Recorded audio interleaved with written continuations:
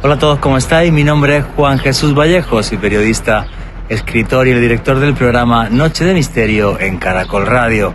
Os mando un saludo desde la ciudad de Luxor, en Egipto, a orillas del río Nilo.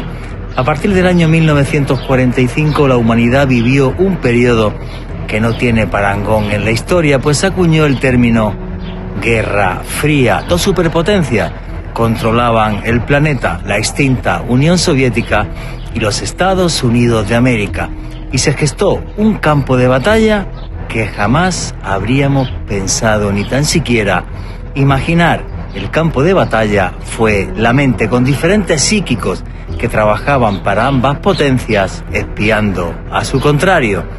Y lo más fascinante de toda esa historia sucedió en la Unión Soviética. Pero si queréis saber sobre esto y mucho más, no os perdáis el último podcast de Noche de Misterio en Caracol Radio, el increíble espionaje del KGB. Noche de Misterio. Juan Jesús Vallejo.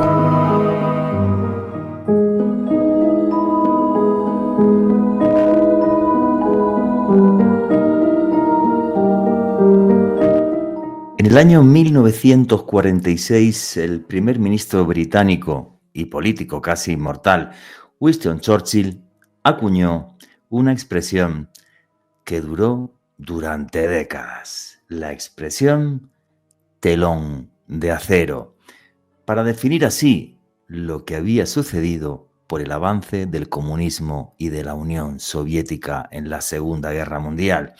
Y es que, al definir el telón de acero, lo que hizo Winston Churchill es poner encima de la mesa que el mundo se había dividido en dos y que la frontera que dividía ese mundo era de un lado ideológica y de otro lado también física. Fue una frontera ideológica, ya que el mundo se dividía en pensar cuál era el sistema político y económico mejor para gobernar una nación. Estaban los que apoyaban el comunismo, tanto como idea política como idea económica, que en su momento también era muy importante, y los que apoyaban el capitalismo y la democracia occidental convencional. Y esto provocó conflictos como Vietnam e infinidad de guerras, también por ejemplo la de Afganistán con la invasión de la Unión Soviética. Fue una frontera física a tal punto que en el año 1961 se creó el Muro de Berlín. Un muro que cayó en el año 1989 y el mundo que conocíamos colapsó. Pero durante esas décadas, cuando existió ese telón de acero y el mundo estaba dividido en dos, hay una intrahistoria que apenas se ha contado. Una intrahistoria que es realmente de película de ciencia ficción, porque se acuñaron términos que eran, digamos, completamente nuevos. Guerra psíquica. Aunque bueno, si ponen ustedes guerra psíquica en Google, les aparecerá que la guerra psíquica viene desde hace miles de años. Es infundir terror al enemigo, por ejemplo, es desmoralizar al enemigo. Sin embargo, la guerra psíquica que surge tras el telón de acero, ojo con esto, por parte de los soviéticos y por parte de los norteamericanos, es una guerra psíquica 2.0 que no había visto jamás la humanidad. Los norteamericanos crean, por ejemplo, proyectos como el famosísimo MK Ultra, un proyecto para ser capaces de crear control mental sobre poblaciones enteras, para ser más eficaces, por ejemplo, a la hora de interrogar a sujetos. Un proyecto que estaba diseñado realmente como herramienta de control de la sociedad. Parece mentira que por parte occidental se hablase siempre de libertad y democracia y se gastasen auténticas millonadas en proyectos así. Proyectos que incluso acabaron con la vida de personas. El caso más famoso con diferencia en la historia del MK Ultra, el científico norteamericano Frank Olson, que era experto en armas biológicas. Casi con toda seguridad, liquidado por agentes de la CIA. Digo casi con toda seguridad, porque décadas y décadas después de su fallecimiento todavía se sigue hablando de esto. El caso es que a la familia de Olson la CIA le dio mucho dinero al gobierno norteamericano para que callaran, cosa que no hicieron, y hace pocos años demandaron otra vez al gobierno norteamericano. Hay una guerra psíquica entre unos y otros con herramientas completamente desconocidas. Ojo que, por ejemplo, la gran mayoría de los documentos del MKUltra desaparecieron. Igual que no tenemos toda la información de lo que sucede en la parte soviética. Es también esta Guerra Fría una guerra cultural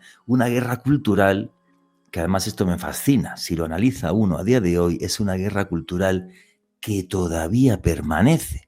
Aunque el comunismo como idea y como gobiernos comunistas sí que los hay en el mundo como China, realmente la economía que se ha impuesto es la economía capitalista. China hoy día es la segunda potencia del mundo, aunque tiene un gobierno comunista, tiene una economía capitalista. Sin embargo, esa guerra cultural e ideológica sigue a día de hoy. Es la imagen del Che Guevara como salvador, por ejemplo, como gran apoyo de los pobres en Latinoamérica, como gran libertador, por ejemplo, del pueblo cubano, cuyo icono se sigue viendo por todo el mundo, y enfrente algo tan sencillo como el poder de una Coca-Cola y de una hamburguesa. O también, por ejemplo, el poder de la música occidental, músicas que no pasaban hace décadas aquel famoso telón de acero. Y dentro de esta guerra, que prácticamente nadie ha contado porque tenemos pocos datos, entra la parapsicología, lo que hay más allá de la mente. Y, por ejemplo, en Estados Unidos se gastan auténticas millonadas en investigación en parapsicología. Se llega a decir que llegó a ser incluso el 6% del presupuesto de la Central de Inteligencia Americana, de la CIA. Entre los años 1978 y 1995 se crea el proyecto Stargate, donde la CIA recluta a infinidad de videntes y de personas con capacidades telepáticas para entrar a ser parte del ejército invisible de los Estados Unidos de América. Personajes como Ingo Swann, por ejemplo, es quizás el más famoso de todos los que participó en el proyecto Stargate, que afirmaba tener la capacidad de poder ver lo que había en otros lugares del mundo, y se le hicieron infinidad de pruebas y la gran mayoría de ellas las pasó de forma positiva. Por eso estuvo trabajando durante décadas para el gobierno de los Estados Unidos de América. ¿Quién podría llegar a imaginar algo así?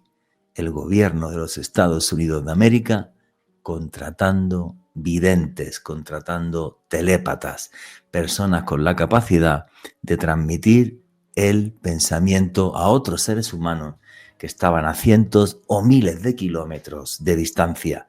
No es ciencia ficción, es toda una inquietante realidad que estoy convencido que continúa a día de hoy, aunque no la sepamos. Buenas noches, noctámbulos. Mi nombre es Juan Jesús Vallejo. Los que queráis seguirme en redes sociales, mi Twitter es @JuanGVallejo, Juan J. Vallejo, en Instagram y en Facebook, Juan Jesús Vallejo. Y esto es otro programa, otro podcast de Noche de Misterio. Y aquí lo que hacemos es periodismo de misterio. Nosotros os ponemos los hechos encima de la mesa y vosotros decidís qué hay detrás y qué no. Y aquí somos una gran familia, la familia del misterio, y por eso ya tenemos un numeral en Twitter que es Misterio Caracol. Repito, Misterio Caracol. Ponernos en ese numeral. ¿Qué opináis de toda esta historia de la guerra psíquica y parapsicológica que hubo entre los Estados Unidos y la Unión Soviética durante décadas? Sabéis que hago viajes de autor. Este próximo mes de octubre estaré yendo a Egipto a caminar por la meseta de Giza para sorprendernos con el que es para mí el mayor misterio arqueológico del mundo. Las pirámides de Giza, que nos conectan con las estrellas. Y no solo eso, navegar por el corazón de África, por el río Nilo y descubrir la magia que hay en unos templos que siguen a sus orillas, que tienen miles de años con una magia intacta, capaz de transformar a día de hoy nuestras vidas. Toda la información de ese viaje que voy a hacer en octubre a Egipto la tenéis en la página web www.viajesjuanjesusvallejo.com. Repito, www.viajesjuanjesusvallejo.com, y arrancamos ya sin más dilación. Alejandro Bernal, amigo, compañero, ¿cómo estás?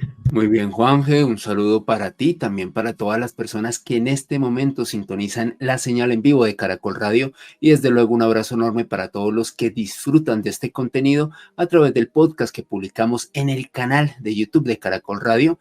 Mientras tú hacías la introducción, se me venían a la mente varias imágenes, Nina Kulayina, esos videos portentosos donde esta mujer con capacidades psíquicas realizaba auténticos portentos, un artículo de Nikolai Poroshov, con quien estaremos hablando a propósito con nuestra invitada de esta noche, un hombre quien en el año 2019 reveló cómo el ejército ruso al día de hoy sigue librando proyectos con una especie de personal específico con habilidades psíquicas, la unidad 10.003, quienes estuvieron, de hecho, realizando unas labores en la guerra de Chechenia, así que vamos a tener un dossier apasionante, Juanje.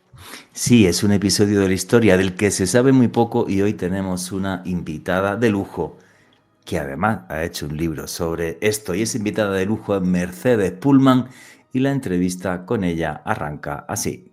Después de la Segunda Guerra Mundial, los seres humanos acuñaron un término del que jamás habíamos oído hablar en la historia: la Guerra Fría.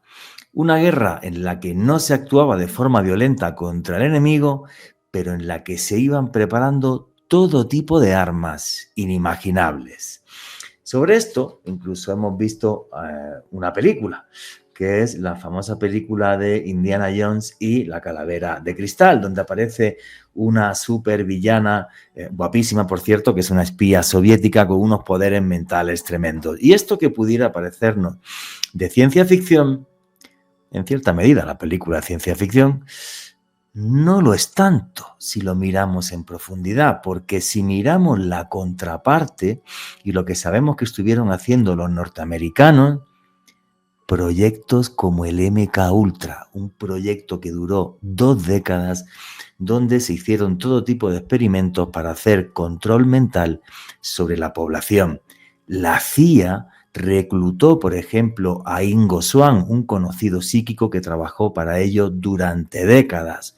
La CIA creó un proyecto como, por ejemplo, fue el Stargate, proyectos de visión remota en los que se hacían experimentos para ver qué es lo que estaba haciendo el enemigo a través de espionaje psíquico. La CIA llegó a reclutar también y estuvo hablando con el famoso psíquico israelí Uri Geller.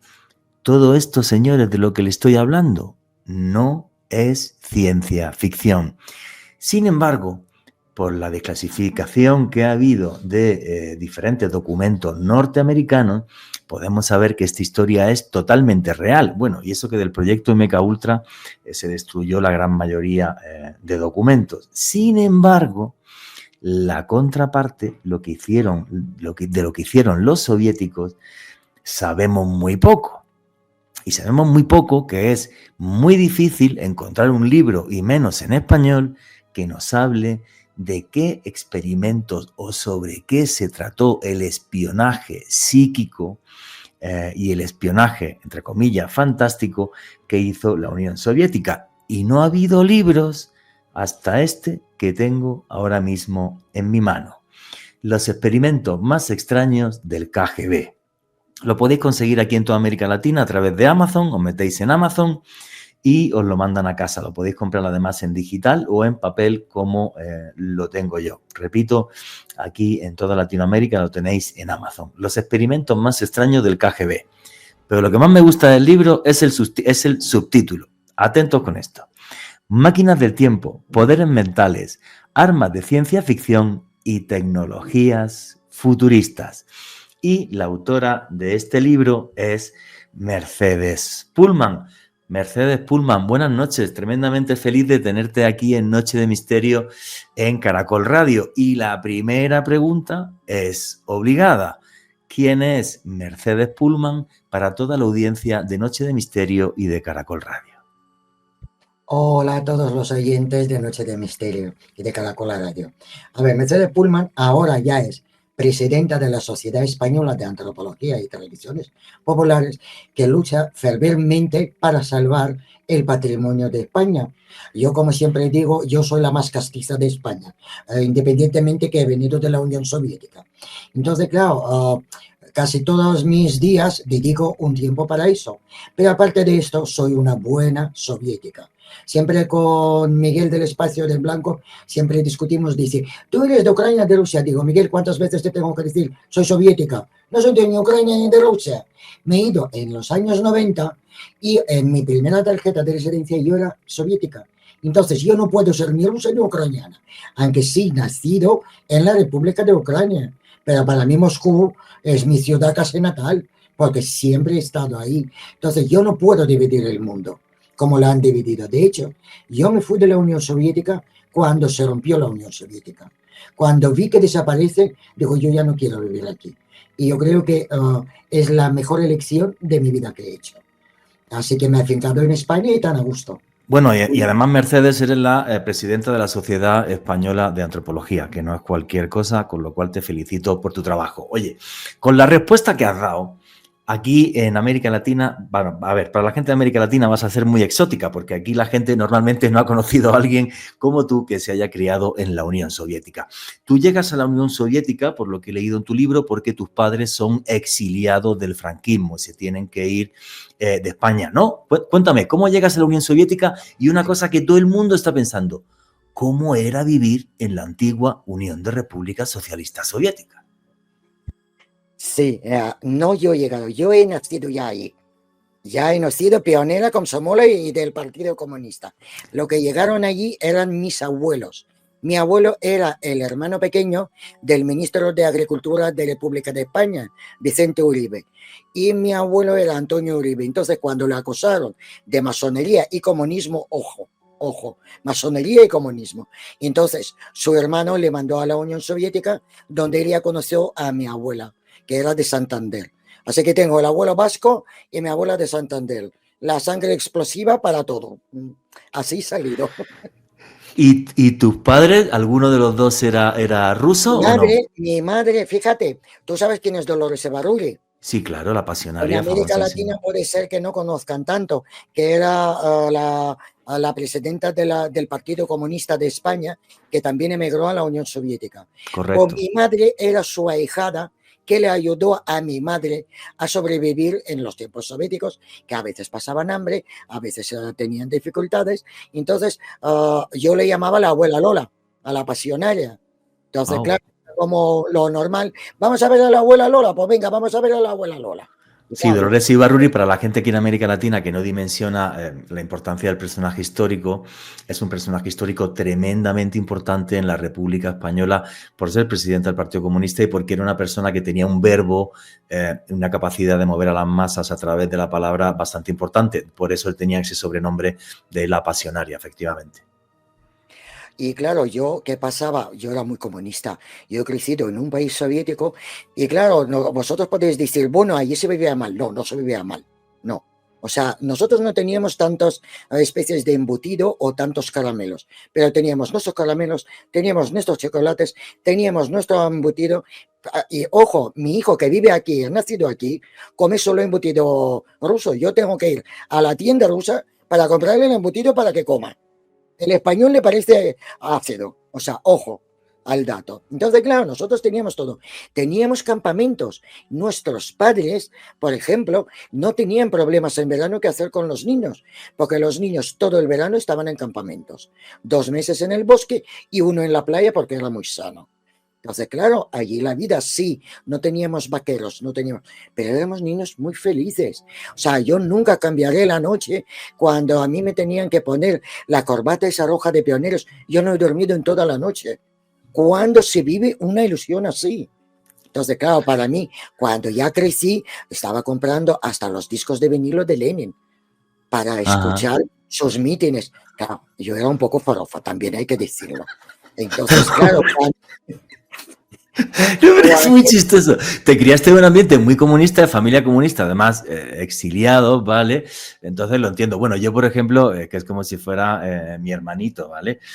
Marcos Macarro, el hijo de Marcos Ana, del famoso también comunista, bueno, es un señor que es un poeta muy famoso que hizo un libro que se llama Decidme cómo es un árbol, creo que se llama el libro o algo así, que le hizo el prólogo José Saramago.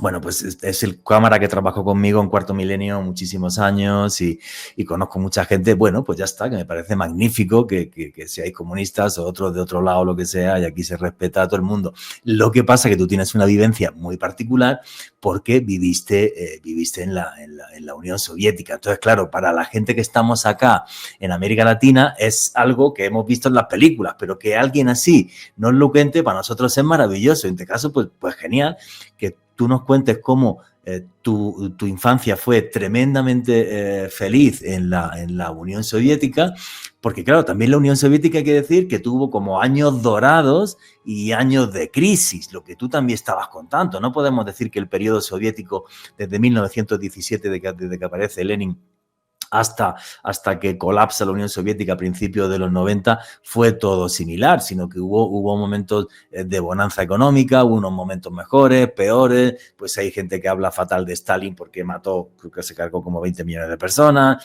gente que habla, por ejemplo, genial de Nikita Khrushchev, y de cómo Khrushchev luego, digamos, que rehace todo lo que es el sistema soviético. Pero entonces tu opinión de todo, de lo que viviste y tal, me parece maravillosa y continúa con ella, por favor. ¿Y cómo viviste entonces la caída de la Unión Soviética? Que me imagino que tuvo que ser durísimo. esto fue lo más doloroso. De hecho, si tú preguntes a todos los rusos, a ucranianos, a bielorrusos, a quien sea, a qué presidente odian más, todos odian a Gorbachev, Mikhail Gorbachev. Todos, ¿por qué? Porque ha roto nuestro mundo. Y este señor ha decidido romper un imperio que se construía durante 70 años en un día, rompiendo todo el mercado económico. ¿Qué pasó? Ha llegado el crack. Porque si nosotros teníamos carbón, este carbón se trabajaba en Kazajstán. Entonces trabajaban las líneas de trenes, trabajaban todos los abrieles y era toda una economía conectada entre 15 repúblicas. Pues de repente viene este señor, se separan los países y se quedan en miseria. Entonces, claro, cuando empezó todo esto, porque de repente nos levantaban por la mañana, ha desaparecido la pasta de dientes. Dices, pero ¿dónde está la pasta de dientes? O sea, ¿se han parado las fábricas? No. Pero claro, ya no llegaban los trenes con la pasta o detergentes. Entonces empezaron a penurias. De hecho, él primero ha puesto la ley seca. Después, y él se vino y ha dejado a beber y ha puesto el precio bajo para emborrachar a todo el pueblo. Fue horrible. O sea, fue horrible porque empezamos a vivir unos tiempos bastante inciertos sin saber lo que va a pasar. Y claro, yo cuando le vi digo, yo no quiero vivir aquí. Y mis padres todavía vivían allí y volvía. Y, o sea, cada vez me confirmaba mi buena decisión de irme de ahí. Curioso, yo tengo una amiga de Letonia, ¿vale? Su marido era ruso y era piloto militar, piloto de un MiG. Ella vivió en Chechenia incluso algunos años, ¿no? Y cuando yo le preguntaba, pues en este caso ella era letona, ¿no? Como tú, que es que tu familia tiene que irse de España porque si no los hubieran fusilado, así de claro hay que decirlo, para que la gente entienda lo grave que fueron los años del franquismo, ¿vale? Y ella me decía, no, Juanje, aquí en la Unión Soviética, cuando esto era la Unión Soviética, todos vivíamos bien. Dice, esto era hiper seguro, tú sabías que el KGB controlaba todo y que esto era hiper seguro, todos comíamos, todos estaba bien. Ahora, eso sí, era una sociedad que no admitía vagos. Tú no admitía vagos, ¿vale? O sea, tú estudiabas, hacías cosas o si no, a trabajar. Y si te ponías muy rebelde, te metían en la cárcel, que no se andaban con tonterías. Así de claro. Eso es el comunismo y así lo viví, ¿no? Y entonces no sé, me parecía como muy chistoso, ¿no? Cuando me lo comentaba, ¿no? Y además tú piensas que todas las mujeres hemos nacido con derechos ahí.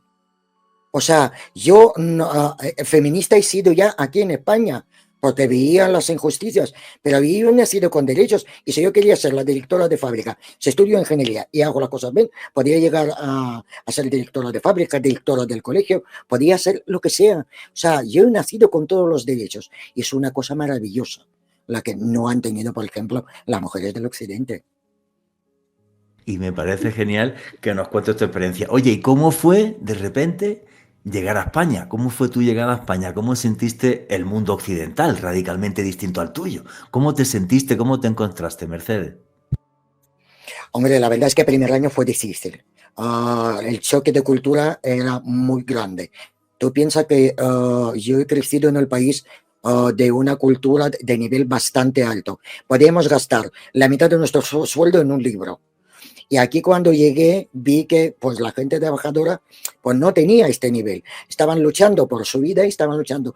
Y las costumbres eran totalmente diferentes. Entonces yo les parecía seca, les parecía fría, les parecía un montón de cosas y a mí me chocaba su cultura. Yo, por ejemplo, no entendía si están en el paro porque están en el barrio orando. Digo, para las copas sí llega, pero están sin trabajo y están sin dinero. Esto a mí no me entraba en la cabeza. Ahora ya, si estoy en el paro, que nunca he estado, ya voy también al bar para contar mis penas.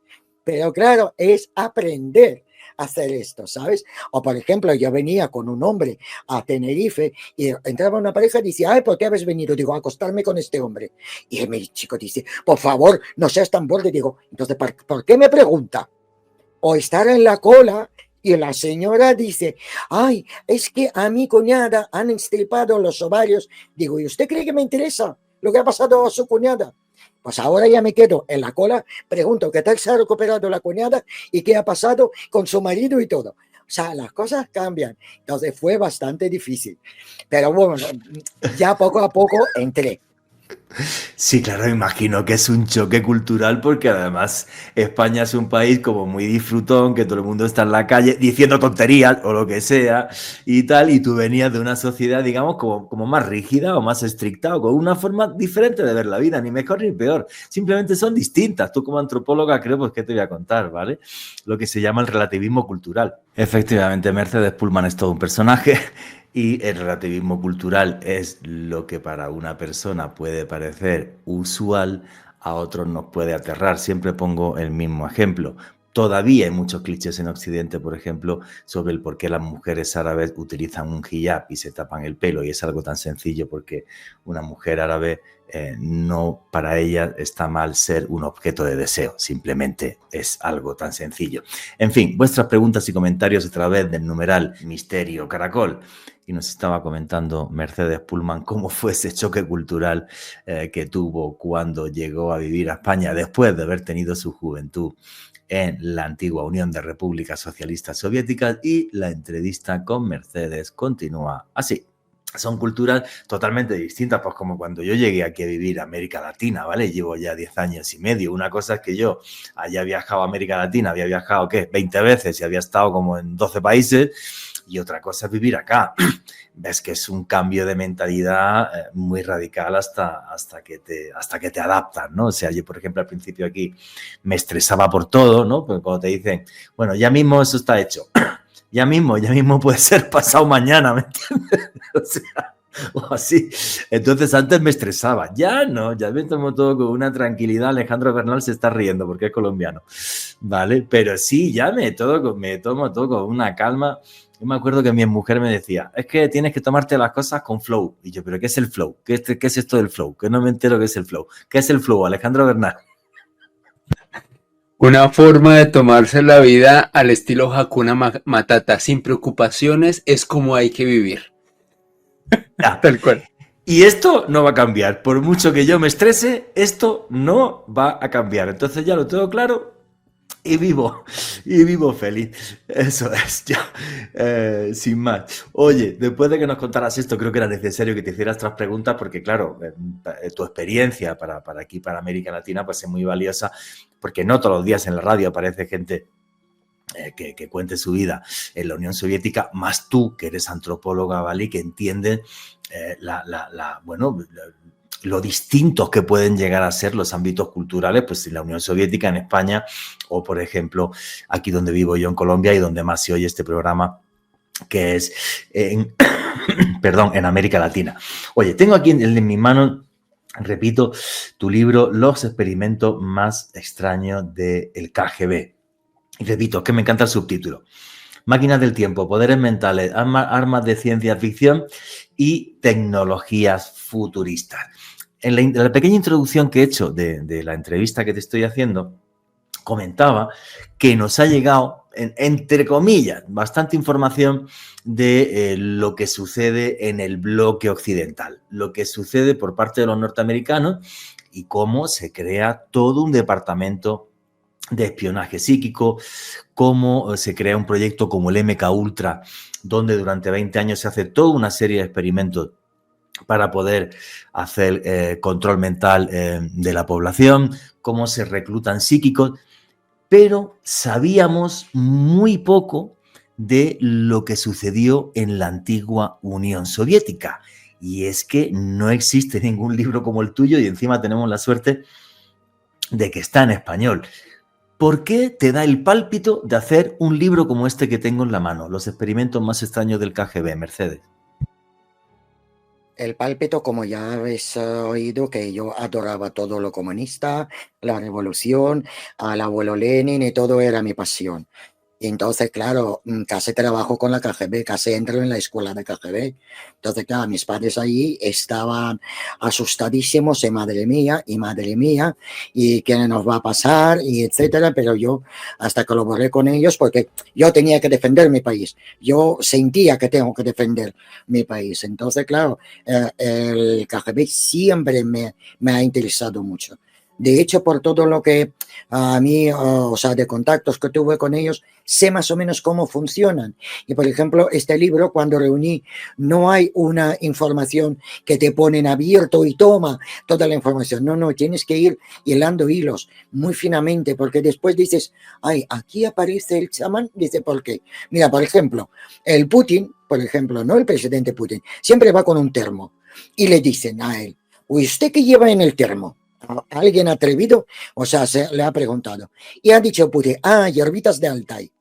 ¿A vosotros qué os parece? Nada, ¿no? Bueno, lleva hierbas de Altai, de Siberia y ya está. No, no. Si lleva hierbas de Altai, es que ha ido un chamán. Este chamán ha preparado unas hierbitas de Altai, en lo que toma Putin, que a sus 72 años está como una flor.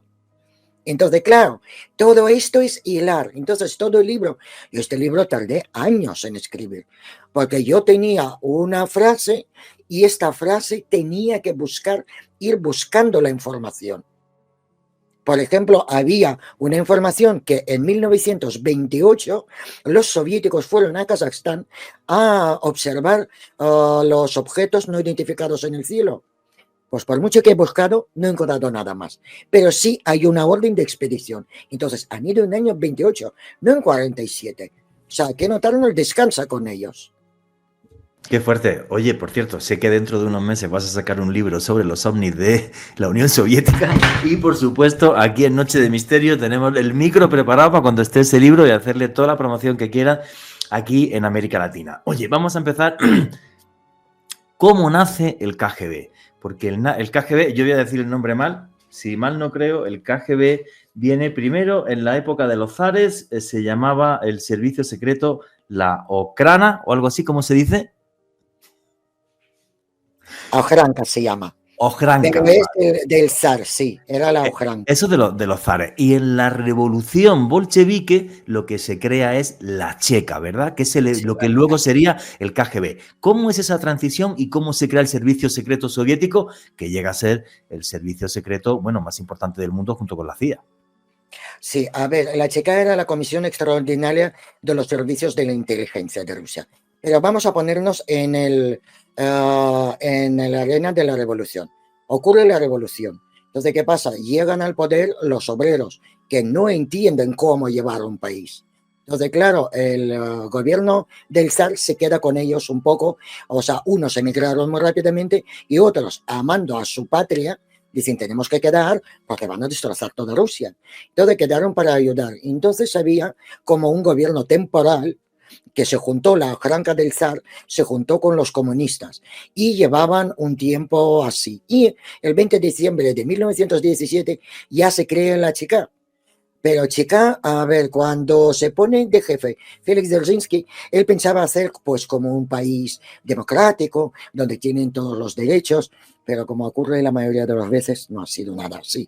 Entonces él lo que cree es un estado policial, donde empiezan a controlar todos los que estaban contra la revolución y opresando a mucha gente. Porque estamos hablando de la guerra civil que hay en la antigua Unión de Repúblicas Socialistas Soviéticas. Bueno, una guerra civil habría que decir en el imperio de los zares. No sé cómo definirlo. Tú me lo puedes decir mejor que yo. Sí, ¿sabes lo que pasaba? Es que había, por ejemplo, es que claro, cuando llegaron los bolcheviques han dicho, bueno, ahora vamos a repartir todo. Y han dicho, ¿cómo que vamos a repartir todo entre todos? No puede ser repartir todos. Entonces había mucha gente que se levantó y ahí había el ejército blanco que luchaba contra ellos y además habían un montón de contragrupos, habían hasta yo que se salía Batka Magno, un grupo también armado y se cruzaban en las aldeas, en las carreteras, era un desorden total. Y entonces, claro, esto habría que controlar y solo el carácter sangriento de Félix Dzerzhinsky ha conseguido parar esto, más o menos, durante los años. Ok. Ya se crea la Unión Soviética, estoy hablando, juraría, de 1918, ¿no es así? Sí. ¿Listo? Se crea la Unión Soviética, sigue funcionando esta checa y hay una unificación del país, y en qué momento la checa pasa a ser un KGB, digamos ya, mucho más refinado, ¿no? En su forma de crear, bueno, contraespionaje, espionaje contra el enemigo, que en ese caso obviamente iban a ser los Estados Unidos de América. ¿Cómo es ese proceso, Mercedes? A ver, la nomenclatura de la KGB ha cambiado a lo largo de los años, pero realmente el aparato ejecutivo no ha cambiado nunca desde Checa, porque llamaba GPU o GPU y en 1954 llega a llamarse la KGB. Y ahora lo que se llama FSB es la misma KGB, pero con letras diferentes. O sea, no ha cambiado el aparato ejecutivo. De hecho, cuando Yeltsin los echó a todos los del KGB, cuando volvió Putin, volvió otra vez a todos. Entonces, el KGB no ha desaparecido. O sea, sigue funcionando, pero se llaman de otra manera. FSB y también está el GRU, ¿verdad? Que es como, digamos... GRU, sí. Sí, este es un departamento especial. De hecho, GRU, después, por ejemplo, del problema, es que claro, es que me voy a desviar mucho con Novichok. No te es que el Novichok, porque a ellos le quitaron este nombre. Y cuando saltó el escándalo de Novichok, que han dicho que eran los rusos que han envenenado a un agente suyo de espionaje, no era verdad, porque cuando Putin, después de este escándalo, les devolvió el nombre de GRU. Y ellos estaban todos orgullosos que otra vez se llaman así. O sea, pero GRU era un poco otra cosa. Yo de lo que quiero hablar es departamento especial. El departamento especial, cuando aparece la KGB, era un departamento normal y corriente de criptografía. Y todos los departamentos de las agencias de espionaje de criptografía se llaman especiales. Y en 1921 le ofrecen la gerencia a Gleb Boki. Este es un señor bastante interesante, era georgiano, de hecho él es quien ordenó y como diseñó el archipiélago Gulag, este señor, pero él conoció a Alexander Barchenka, que era un científico de estos locos, que hacía experimentos de telepatía, que estaba estudiando los textos esotéricos Dunhor budistas, y estaba buscando Shambhala, estaba buscando todo, estaba buscando la hiperbórea. Él conoce a Gleb Boki y le convence a Gleb Boki que todo es posible. Entonces, ¿qué pasa? Desde que se unieron estos dos, resulta que no había pseudociencia en Rusia. Todo era ciencia. Cualquier cuestión de parapsicología. Pero qué bonito es eso que me estás diciendo. Perdona que te corte, pero es que me parece crucial. O sea, este departamento especial del KGB se crea simplemente con criptografía, que es cómo puedo mandar mensajes encriptados a mis tropas sin que se entere el enemigo y cómo puedo desencriptar mensajes del enemigo, ¿vale? Porque están hablando de mí o lo que sea, labores de espionaje. Y entonces, el creador de este departamento especial conoce a un científico. ¿Me puedes repetir el nombre de ese científico? Alexander Barchenka. Alexander Barchenka, y este es un loco, así como nosotros tres que estamos aquí ahora mismo en esta conversación, que pensaba que todo era posible. Simplemente, pues tenemos una ciencia limitada y no llegamos a lo imposible, pero lo imposible no existe, porque se puede llegar a conseguir. Y era un tipo que estaba, me decía, que buscaba la ciudad de Shambhala. La ciudad de Shambhala es una ciudad de la que hablan leyendas en toda la zona del Tíbet, es una ciudad donde viven, digamos, como guías espirituales de la humanidad, y bueno, hay muchas versiones sobre este.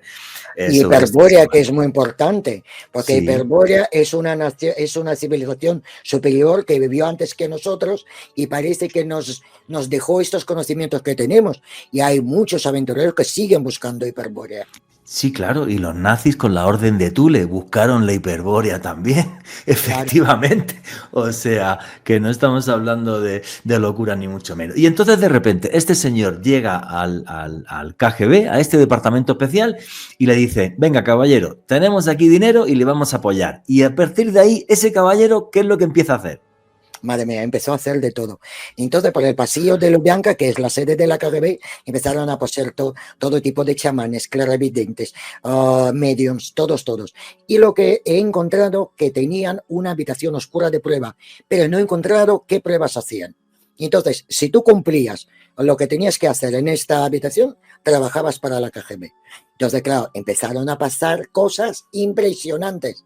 O sea, llegaron a cerrar las fábricas de fabricación de aviones, porque un ingeniero decía que ha inventado, pues yo qué sé, el motor Dynamo que nunca parará. Y paraban la fábrica, y después decían, no valían, vale, y seguían. O sea, paraban todos. Qué cosa tan loca. A ver, tengo que decir, y creo que no sabías esto, Mercedes, pero yo llegué a ser incluso la imagen del lanzamiento de la serie Guerra de Espías aquí en Colombia, ¿vale? Y colaboré con la gente de History Channel.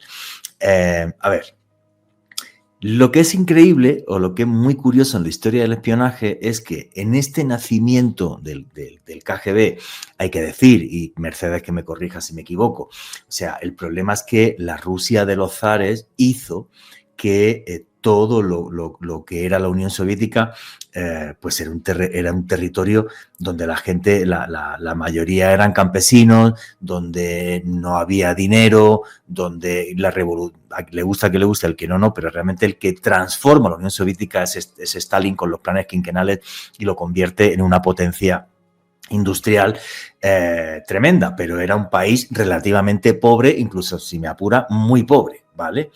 Y lo increíble es que se crea el KGB y los norteamericanos en principio pues tampoco le dan tanta importancia, es decir, pero si es un país muy pobre, ¿vale? O sea, si es cierto que han ganado, o sea, nos han ayudado a ganar la Segunda Guerra Mundial porque simplemente mandaron tal cantidad de gente y después de la barbaridad y de la metida de pata que tuvieron los nazis en Stalingrado, perdieron la guerra. Y esto ya simplemente por volumen de gente, pues no hubo forma de pararlos, pero no le daban mucha importancia.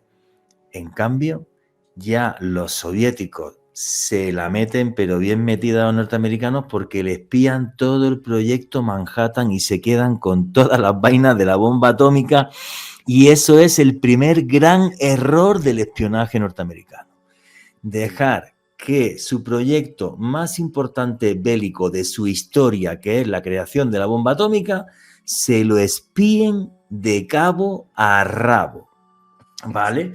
Y sí, claro, eso fue la primera metida de pata por parte de la CIA, pero y ahí yo creo que se dieron cuenta de, ojito, que pensábamos que estos eran unos pobretones y tal, y que tenían que aprender, y que obviamente nosotros somos una nación industrializada, la primera potencia económica del mundo, y se equivocaron, pero se equivocaron hasta el fondo.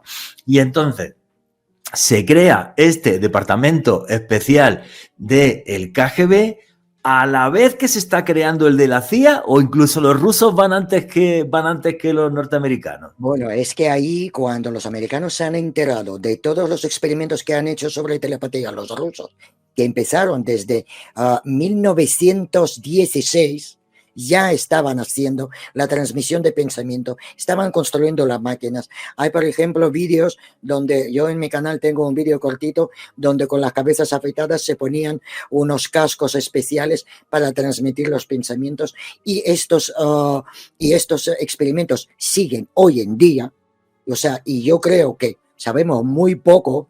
Entonces, claro, cuando los americanos se han enterado de eso, dicen, vamos a ver, no puede ser, tenemos que hacer algo. Pero ¿qué es lo que quería Stalin? Zombificación. Él tenía que controlar las masas, la mente de las masas.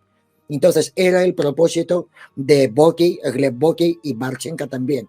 Ellos tenían que hacer todo tipo de experimentos hasta se cerraron cuando empezaron a probar las ondas de frecuencia corta y larga.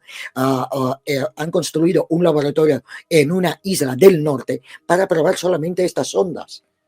O sea, entonces, claro, estaban por delante de los Estados Unidos. Sí, claro, muy por delante, porque a ver, lo que nos ha llegado de Estados Unidos es que Estados Unidos se obsesiona con experimentos en una cosa que se llama visión remota. Visión remota es que un señor, bueno, pues entra en un estado de meditación profundo y puede saber qué es lo que está pasando, pues si yo estoy en Bogotá, qué es lo que está pasando en la casa de Mercedes Pullman, que está ahora mismo en Madrid. Pero por lo que tú me estás contando, ese nacimiento de ese departamento especial del KGB no piensa en un principio en visión remota, sino en telepatía. Poder transmitir pensamientos, poder transmitir mensajes sin que, obvio, nadie pueda interceptar este mensaje. Y puedes tener un tipo en Londres, o puedes tener un tipo en Berlín, o puedes tener un tipo en Nueva York, y puedes hacer que se pasaran mensajes. ¿Sabemos si esos experimentos llegaron a buen puerto o no, Mercedes? Pues sí, fíjate, hace poco encontré un artículo que había un poco de alboroto en Rusia, que en una revista militar un corresponsal ha escrito que en FSB hay ejército de psíquicos. ¿Ya de hoy? Sí, sí. Entonces, claro, a él cuando, yo no sé ni cómo ha salido, porque después cuando he buscado la información, dice, ya he contado todo al Ministerio de Defensa, de dónde saqué la información y todo. No han parado y todo sigue. O sea, no hay otra cosa. ¿Y dónde han llegado? Oye, bueno, no lo sé.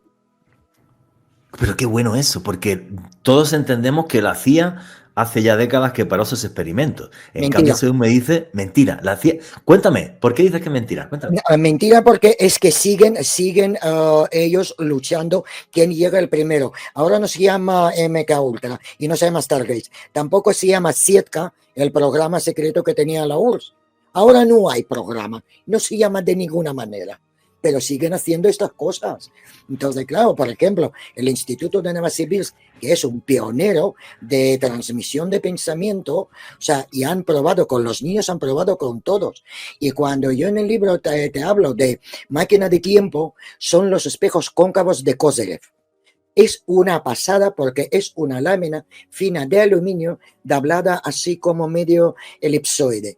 Y cuando una persona entra ahí, se altera la conciencia, está viendo cosas, puede ver futuro, puede ver pasado, puede transmitir los pensamientos, por ejemplo, de Leningrado a Siberia, si alguien está en el mismo espejo. Por ejemplo, han hecho un experimento en Stonehenge con 200 personas y han mandado, claro, y de eso no habla nadie. Nadie. Claro. A ver, entonces, sí. Cuéntanos bien esto. O sea, vamos a ver, eso es el segundo capítulo que hay en bueno, estamos por el segundo capítulo, pues nos queda mucho. Sí. No, sí, tú tranquila, que te entrevisto en un par de meses, no te preocupes. Vale. Aquí lo importante es que nos divirtamos y que la gente aprenda cosas. Porque lo que quiero es que, bueno, este programa, gracias a Dios, lo oye mucha gente. El otro día, pues, no sé, creo que Mercedes no sabe esto, hemos pasado los 100 millones con M de reproducciones en la playlist de YouTube, que ahora te paso el dato para que lo tengas. A ver, hay un señor que se llama Kozyrev y dentro de todo esto que se está orquestando, que es cómo podemos hacer que se transmita el pensamiento. Él lo que me dice es que crea un sistema de espejos, ¿vale? Donde la gente se mete dentro y ese estado alterado de conciencia que uno coge, que es simplemente hacer meditación, ¿vale? Se, digamos, amplificaba y era más fácil poder llegar a transmitir pensamiento con este sistema que hizo Cociret. ¿Sabemos algo? ¿Hay fotografía o no? Nada. Es Hay fotos, simplemente... no, sí, hay ¿Sí? fotografía, hay dibujos. Era un científico muy famoso. Algunos le han tachado de loco, no ha trabajado varios años, pero después lo han devuelto todo su reconocimiento y realmente, de hecho, los espejos no se llamaban Kozellev, es como se llama el científico. No tenían nombre. Esto le dieron el nombre póstumo cuando él ha muerto.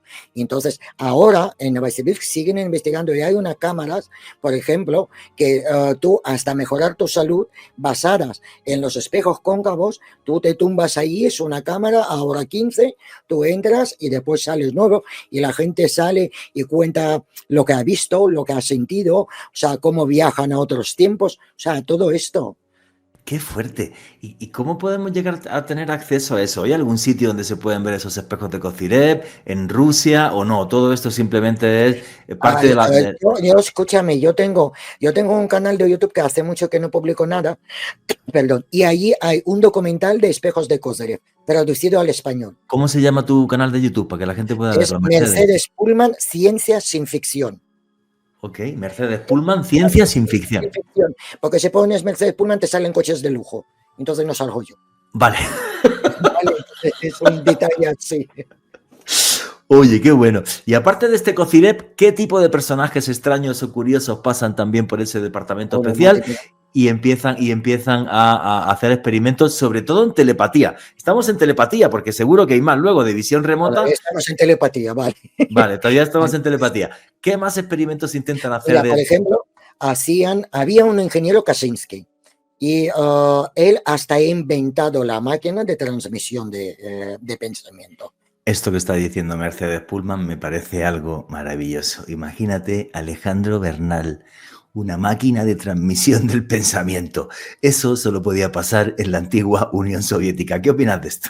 Tal cual, Juanje, parece un dispositivo utilizado por un villano de una película de James Bond. O sea, me imagino exactamente eso, y más en el contexto de la Guerra Fría. Juanje, y sobre algo que nos decía Mercedes, el espejo de Kozyrev, hay que decir que fue un elemento empleado por la Academia Rusa de Ciencias en una división experimental de Siberia, donde se utilizó este elemento para hacer experimentos de percepción extrasensorial. Juanje, es algo que se comenzó a utilizar desde mediados de la década de los 80 y como nos lo describe Mercedes, muy seguramente es un elemento que se sigue empleando hasta el día de hoy. Sabes que me encantaría probar uno de esos espejos de Kozyrev a ver si es verdad que aumenta la capacidad de percepción extrasensorial. ¿Qué haríais vosotros? Ponérmelo ahí en el numeral Misterio Caracol. Vuestras preguntas y comentarios a través del numeral Misterio Caracol. Y nos estaba hablando Mercedes Pullman sobre la creación de una máquina para poder transmitir el pensamiento humano. Y la entrevista con Mercedes continúa así. Y él también ha trabajado, sí, hay una máquina, y lo han demostrado y los resultados eran positivos. O sea, no es que eran negativos, eran positivos. Qué fuerte. Entonces, no podemos negar esto. Pero no sabemos cómo funcionaba la máquina, ni sabemos la patente, todo eso hay sigue guardado. Hay dibujos. Sí. Qué curioso. ¿Los dibujos cómo dibujan la máquina, Mercedes? Yo, si quieres, te mando, es que hay como aparatos con cables y con cobre, que es un buen conductor eléctrico, porque Kaczynski defendía que nuestros pensamientos son como las ondas electromagnéticas, que estaba equivocado porque después reputaron, pero a él le han salido experimentos bien. Y él, ¿por qué se dio cuenta de pensamientos? Porque él tenía un amigo muy enfermo y él iba a visitarlo. Y una noche soñó el tintineo de la cuchara y que algo iba a pasar malo. Y al día siguiente, cuando fue a ver a su amigo ha muerto y tenía en la mesita de noche vaso con la cuchara que tintineó. Entonces él ha dicho, el pensamiento ha llegado hacia mí. O sea, mi amigo se me estaba despidiendo. Entonces yo puedo hacer lo mismo. Y se centró en todo esto. Y cuando se dio cuenta de que pueden manipular a la gente, él pide a los escritores de ciencia ficción que escriban algo para decir a la gente que estamos ante este peligro. O sea, él quería ya avisar, porque él sabía que esto no va a terminar bien. Y realmente la Unión Soviética no terminó bien, porque ahora llegamos a esto. Pero, por ejemplo, había un adiestrador de perros que empezó a mandar los pensamientos a distancia a los perros y le dan un laboratorio de Durov. Y era un señor de circo que adiestraba a los perros. Se convirtió en un científico. Por eso te digo, todo era ciencia. Tú no sabías nada de ciencia, pero si puedes hacer eso, eres un científico y te damos un laboratorio. Oye, qué bueno Y eso. trabajó con él un profesor del Instituto de Cerebro, muy famoso. Este hombre sí sabía mucho. De hecho, o sea, ha muerto repentinamente. Bueno, ya era mayor, pero ha muerto repentinamente después de dar el diagnóstico a Stalin. Como no le ha gustado, ha muerto repentinamente. Entonces, sí. Sí. Con Stalin no se podía jugar mucho, sí. No. En fin, oye, me parece maravilloso, sobre todo este concepto de ciencia en la Unión Soviética, ¿no? O sea, cualquier tipo de conocimiento se puede convertir en ciencia, cualquier tipo de conocimiento se puede llevar a un laboratorio y experimentar. Y si tú no sabes de ciencia, no te preocupes, que ya te ponemos científicos, pero si lo que haces es extraordinario, aunque seas un adiestrador de perros en un circo, ven para acá, que vas a trabajar con nosotros. Vamos a seguir hablando de este tipo de experimentos y vamos a seguir avanzando en tu libro. Repito, los que queráis mucha más información detallada, tenéis el libro Los experimentos más extraños del KGB y lo podéis conseguir a través de Amazon aquí en toda América Latina. En el proyecto MK Ultra, de los norteamericanos, que viene de control mental y la palabra ultra era una red ultra secreta que tenían los norteamericanos durante la Segunda Guerra Mundial. Una de las partes más importantes, si no la más importante, y si no la que más trascendió, con diferencia, porque obviamente fue muy polémica, era la de dar LSD, ácido lisérgico, a las personas para poder sacarles información o para poder manipularlos mentalmente en función de la dosis. Y creo que los soviéticos también llegaron a utilizar ese tipo de, no sé si esa droga, si LSD o otro tipo de droga, para hacer experimentos. ¿También de qué? ¿También para control mental o para telepatía o para qué utilizaron también ese tipo de sustancias, Mercedes? A ver, en la Unión Soviética se probaba todo. Estaban probando todos los psicotrópicos posibles y todos los gases posibles. De hecho, eran socios con Hitler en estos experimentos. O sea, investigaban la misma cosa. Y como después del acuerdo de Varsovia no podían usarse los gases letales, en Rusia sí se usaron. Y los alemanes han probado. Por eso cuando a Stalin le ha dicho que va a invadir Rusia, Hitler él no lo creía, porque eran amiguetes. O sea, y claro, tenían un pacto de no agresión, claro. Claro. Entonces, ¿qué pasa? Por ejemplo, han encontrado el LSD y empezaron a probar. Lo que pasa es que ahí fallaron los experimentos. De hecho, se ofrecían los estudiantes de medicina voluntarios para probar, pero fallaron porque no llegaron a concretar los ejercicios. Entonces, cuando los científicos intentaron hacerlo otra vez, no consiguieron el dinero. Pero habían otros psicotrópicos que sí consiguieron la financiación. Entonces, ahí era la zombificación. Eso de que cuando os dicen que los hacían experimentos que no dormían días y horas, no es verdad. O sea, este experimento sí que no lo hicieron. Experimento del sueño, sí es un fake que está muy por internet y tal, pero es falso, sí, correcto. Sí. Entonces, pero sí lo hacían del sueño, sí hacían lo que podía aguantar. ¿Por qué? Porque tenían que crear un superhombre. Y para llegar a ser superhombre tenían que conseguir muchas cosas. No podías dormir varios días, podías estar sin comida y veían dónde aguantas y después le daban otra medicación. Por ejemplo, tú conoces el paso de Dyatlov, lo que pasa es que es largo de explicar. Sí, el incidente de Dyatlov, que un día te lo podemos preguntar para hacer otro programa, porque eso es largo y es uno... Mira, y no hemos hecho nunca ningún programa, Alejandro Bernal, sobre el incidente de Dyatlov. No, completo no. Y con Mercedes sería maravilloso. Sí, no lo hemos hecho. Ahí han probado los psicotrópicos. Eran experimentos psicotrópicos. O sea, sí. Entonces, ¿pero qué pasa? ¿Por qué está en toda la documentación secreta? Porque siguen usando ese psicotrópico. Entonces, no sabemos. Oye, ¿sabes? Una cosa, Mercedes, Sí. en esa búsqueda del soldado perfecto, que lo han hecho muchísimos ejércitos, no es un tema solamente soviético, los nazis se obsesionaron y creo que llegó, bueno, no sé hasta qué punto a caballo entre la realidad y la ficción, pero que llegaron incluso a pensar que se podía llegar a mezclar genes humanos con los de un gorila y cosas así, o sea, los nazis estaban muy locos, ¿vale?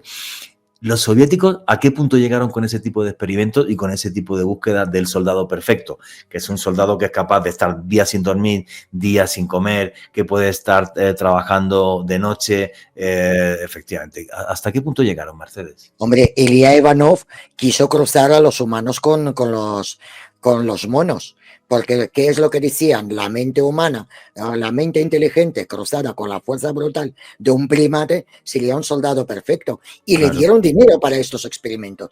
¿En Y se Rusia? fue, sí, sí, sí. Y se fue a Guinea Francesa a recoger los monos en la edad sexual. Wow. Entonces, o sea, sí, sí. De hecho, él construyó, ahí el experimento no salió bien porque él quería usar a las mujeres autóctonas de ahí de África y mujeres se negaron en rotundo diciendo que es un pecado mortal. Y entonces, claro, dice, vale, no puedo hacer ahí, entonces voy a llevar los monos a Rusia y voy a hacer experimentos con las mujeres rusas. Entonces llevó a los monos y creó un criadero ahí de monos en Sujumi que funciona hasta hoy. Y siguen haciendo experimentos hasta hoy. Sí. Wow, Entonces, qué cosa. claro, él ha probado y hasta se presentó una modelo que le llamaban modelo G para inyectar el esperma. Él ha intentado inseminar a las hembras de los primates y no le ha salido bien, no se quedaron embarazadas. Pero lo que pasa es que cuando ya llegó el momento del experimento con el orangután que se llamaba Tarzán, Tarzán murió y la modelo G no se presentó. De hecho, ahora en el criadero de Sujumi hay un monumento al mono Tarzán. Entonces, Wow. claro, se salió en periódicos y se invitaba a mujeres en participar en el experimento, así de simple. Qué loco. Claro, para nosotros como occidentales nos parece loquísimo eso. Claro. Y ahí lo normal, ¿sabes? O también hacían trasplantes de ovarios de chimpancé, hacían trasplantes a las personas mayores para que rejuvenezcan. Y un momento esto funcionaba bastante bien. Pero claro, llegó el momento que la gente empezó a morir. Y no podemos olvidar de Vladimir Dimitrov. Dimitrov era un biólogo científico que empezó a buscar cómo guardar los órganos, porque no tenían los refrigeradores de antes. Entonces él descubrió, el Dimitrov descubrió que se puede guardar un órgano en el vientre de un perro o de un cerdo 3 días y después transportar a humano. Este señor empezó a cortar los perros por la mitad y coser con otra mitad de los perros. Y era Bueno, horrible, sí. Yo he visto vídeos de cómo el tipo cortaba la cabeza de un perro, la mantenía viva durante horas y tal. Es una cosa súper desagradable, pero súper desagradable. Lo que pasa que no sé de qué forma el tipo desarrolló, pues eso, pues que las cabezas pudieran seguir viviendo durante X tiempo y bueno, no sé hasta qué punto llegaron esos experimentos y tal, pero los vídeos son miedosísimos. Yo recuerdo, madre mía, lo pusimos en Cuarto Milenio eso con Santi Camacho hace 20 años, una cosa así. O sea, es una cosa tremenda, pero tremenda. ¿Quería decir Pero algo? tú piensas, Juanje, tú piensas que él fundó el trasplante de órganos. Sí, O sea, toda esa atrocidad sirvió para eso. para salvar vidas humanas. Claro, porque al final, cuando empezó la Segunda Guerra Mundial, él estaba en la frente y estaba cosiendo las manos y brazos a todos los soldados y estaba haciendo las prótesis de lo que sea. Y después hablan de un proyecto que se llamaba COLI, Proyecto COLI. No lo sé si es verdad. Hay algunos que dicen que es verdad, otros dicen que no. Yo no puedo asegurar, pero yo he puesto en el libro. Y es con la cabeza cortada del perro que le meten en un traje de metal y que funcione como un robot. Entonces, claro, hay fotos de ese traje. Entonces digo, a ver, ¿cuál es la mentira y cuál es la verdad? Porque si no es cierto, ¿por qué aparece este traje? Que se puede manipular automáticamente. Y hay fotos de esto. Entonces, claro, ahí yo me quedo, digo, no lo sé. Pero lo he puesto en el libro porque me pareció súper interesante. Y el proyecto COLI duró 10 años. Y han construido un cyborg. Yo sí que creo que en esa época de la Guerra Fría llegó a haber dinero por parte soviética, por parte norteamericana, para hacer absolutamente todo. ¿Por qué? Porque estaban convencidos de que de repente podía no solamente llegar a un conflicto nuclear, sino que esa pugna que había por dominar el mundo, que además, claro, es que esto ya pasó, ¿no? Cuando cayó el comunismo en la Unión Soviética, pero tenías que demostrarle a todo el planeta que tu sistema era mejor, que el capitalismo era mejor que el comunismo, o que el comunismo era mejor que el capitalismo, y el mundo se dividió durante décadas en esto, y estuvimos hablando de esto durante décadas. Entonces yo sí que creo que se ha podido hacer de todo, y es más, estoy totalmente de acuerdo contigo. Ahora mismo no sabemos lo que están haciendo y supuestamente van de santos y no hacen nada, y te digo yo que los dos bandos siguen haciendo absolutamente todo. Sí, claro. Sí, sí. Totalmente de acuerdo contigo. Oye, ¿alguna vez alguien del Kremlin, fuera Stalin, fueran personas de las más altas esferas de la antigua Unión Soviética, llegaron a tener videntes o llegaron a tener personas que les podían llegar a ayudar en la toma de decisiones? Se ha hablado de Baba Ganga. Yo no sé si es cierto lo de Baba Ganga o no, pero ¿llegó a haber personajes así en el entorno del Kremlin, Mercedes? Sí, todos los gobernantes tuvieron sus brujas, hasta Stalin. Escúchame, Stalin es un personaje, aparte de atroz, es un personaje muy interesante, porque él creía chamán blanco, ojo. Entonces, creía en un chamán blanco. Que era el chamán blanco. Él cuando estaba en prisión, él cuando estaba en prisión por sus pensamientos revolucionarios, entonces le han echado del seminario teológico donde estudiaba, y él estaba recluido en Siberia, y ahí conoció muchos chamanes. Y, por ejemplo, en su segundo encierro, él viajaba como 20 kilómetros para ver a un chamán. Y después a él le regalaron la pipa. Tú sabes que chamanes no pueden coger ningún objeto, tienen que conseguirlo, tienen que ganarlo. Entonces él tenía la pipa chamánica. Y, por ejemplo, él cuando empezó, su bruja se llamaba Natalia. Él ha dicho a Kalinin así disimuladamente: oye, he oído que habían unas mujeres que quemaban en la antigüedad, y Kalinin entendió y le trajo la bruja Natalia. Entonces decían que cuando venía Natalia todos temblaban porque se cambiaban los trabajadores, ella estaba limpiando todo, movía los muebles y él le permitía todo. Y es de las pocas mujeres que conocía todo lo que conocía, y él no la ha matado. O sea, él después, cuando no necesitó sus servicios, le puso un pisito en Leningrado, en San Petersburgo, y ahí terminó sus días. Pero decían que era impresionante esta señora. Entonces, claro, Brezhnev tenía a Yuna, que ella predecía, lo curaba. Yeltsin tenía un ejército de psíquicos. Él tenía 12 personas que velaban por él por la noche, como vivía como un cosaco. Entonces, claro, y hasta se ha hecho un casco especial para él, arreglando y armonizando las energías del cuerpo. En un instituto científico se ha hecho casco de Yeltsin. O sea, ojo, todos han tenido sus brujos, sus chamanes y sus hechiceros. Qué bueno, pero fíjate, nunca nadie me había dado el nombre de, por ejemplo, la bruja de Stalin. Primera vez en mi vida que lo oigo, me parece. De hecho, en el libro hay foto. Y te doy las gracias. Alejandro Bernal quería preguntar algo. Sí. Juan G., la injerencia de este tipo de unidades psíquicas en la Rusia actual es tan impresionante, tan real y tan palpable que en febrero de 2019 el periodista Nikolai Poroshov publicó un artículo a través de una publicación del Ministerio de Defensa ruso, en donde se habla cómo la unidad 10.003, una unidad especial con habilidades psíquicas, habría participado en el conflicto de Chechenia entre 1994 y 1996. Esta unidad 10.003, con estas habilidades especiales, tenía la función de ubicar campos minados y puestos avanzados del enemigo. En este conflicto, reitero, una publicación oficial del Ministerio de Defensa de Rusia en febrero de 2019, Juan G. Mercedes, ¿qué sabes de esta historia? De todo. Todo. Sí. A ver, Cornell saben que dirigía esta base militar, él dirigía todos los trabajos. Entonces, claro, él es gran defensor de toda parapsicología y dice que existen y pueden hacer. y han desclasificado un pequeño documental, pero nada, son imágenes cortas donde enseñan cómo le dan el encargo a los cadetes militares que le dan el mapa, dicen, está ahí el submarino, nos tienes que decir dónde está. Ellos con las manos lo decían dónde está. Está confirmado. Ellos simplemente sentados pueden sentar y desmoralizar al otro compañero. Dicen, tienes que desmoralizar al otro. Tiene que entrar en un trance, empezar a llorar y lo consiguen.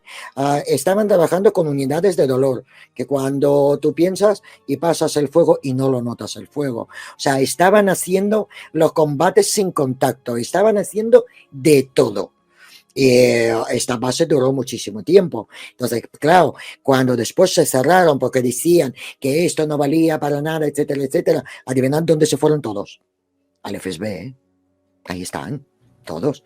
Y saben ahora, lleva órdenes que, o sea, todo su cuerpo, la mitad cubren los órdenes de todo lo que ha hecho. Y yo pregunto, ¿y qué es lo que ha hecho Coronel Saben de tener tantos órdenes? ¿Qué es lo que han conseguido? Primero la Chechenia, que controlaron a la perfección. De hecho, ellos dicen que hasta pueden entrar como que en ordenador y dirigir el ordenador.